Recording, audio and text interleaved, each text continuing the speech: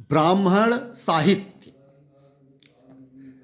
प्राचीन भारतीय इतिहास के स्रोत के रूप में ब्राह्मण साहित्य का महत्वपूर्ण स्थान है। इसमें स्मृतियाँ आती हैं, महाकाव्य आते हैं, पुराण भी आते हैं, चारों वेद भी आते हैं। स्मृतियों को देखें तो स्मृतियों को धर्मशास्त्र भी कहा जाता है। इनकी रचना सूत्रों के पश्चात की गई। इसमें मनुष्य के संपूर्ण जीवन काल से संबंधित क्रियाकलापों की जानकारी प्राप्त होती है। मनुस्मृति और याज्ञवल्क्य स्मृति सबसे प्राचीन स्मृतियां हैं। ब्रिटिश शासनकाल के दौरान बंगाल के गवर्नर जनरल वारेन हेस्टिंग्स के प्रयासों से मनुस्मृति का अंग्रेजी में अनुवाद द जेंटू कोड नाम से किया गया। इसके बाद आता है महाकाव्य। भारतीय साहित्य में वैदिक साहित्य के पश्चात महाकाव्यों का समय आता है। इसमें मुख्यतः रामायण एवं महाभारत को शामिल किया गया है। रामायण एवं महाभारत आदिकाल से सनातन धर्म के प्रमुख ग्रंथ हैं, जिसका पठन पाठन आज भी सभी सनातनी क्षेत्रों में किया जाता है। रामायण की रचना महर्षि वाल्मीकि ने संस्कृत भाषा में पहली और दूसरी शताब्दी के दौरान की थी, ऐसा अनुमान लगाया जाता है। इसे चतुर्विंशति सहस्री संहिता भी कहा गया है।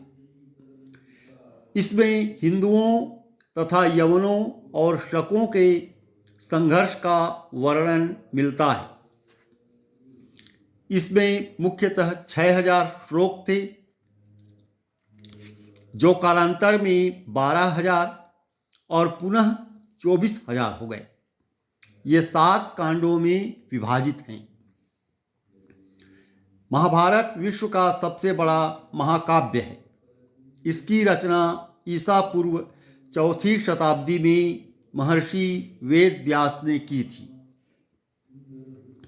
महाभारत में मूलतः 8800 श्लोक थे, जिसे जय संहिता कहा जाता है।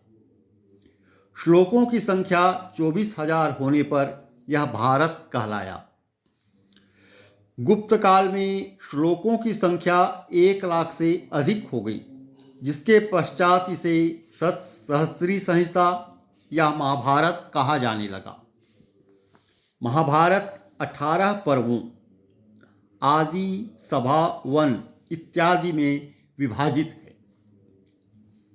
इससे तत्कालीन भारत की सामाजिक, राजनीतिक व धार्मिक स्थिति का पता चलता है। इसके बाद पुराण, इनका भी स्थान महत्वपूर्ण है। पुराणों के अध्ययन से प्राचीन भारतीय इतिहास की अच्छी खासी जानकारी मिल जाती है। प्राचीन आख्यानों से युक्त ग्रंथ को पुराण कहते हैं। इसके रचयिता लोमहर्ष अथवा इनके पुत्र उग्रश्रवा माने जाते हैं। पुराणों की कुल संख्या 18 है, जिनमें विष्णु, मत्स्य, वायु, ब्रह्मांड तथा भागवत पुराण सर्वाधिक ऐतिहासिक तथा महत्वपूर्ण हैं। पुराणों में सर्वाधिक प्राचीन एवं प्रामाणिक मत्स्य पुराण है। इससे सातवाहन वंश की जानकारी मिलती है। विष्णु पुराण से मौर्य तथा वायु पुराण से गुप्त वंश के विषय में जानकारी प्राप्त होती है। 6वीं शताब्दी ईसा पूर्व के प्राचीन इतिहास का एकमात्र स्रोत पुराण है। इस प्रकार भारतीय इतिहास के स्रोत के रूप में ब्राह्मण साहित्यों में से वेद, स्मृतियाँ, महाकाव्य जिसमें रामायण महाभारत शामिल हैं, पुराण, इत्यादि प्रमुख हैं जिनसे भारतीय इतिहास की अच्छी खासी जानकारी मिल जाती है। धन्यवाद।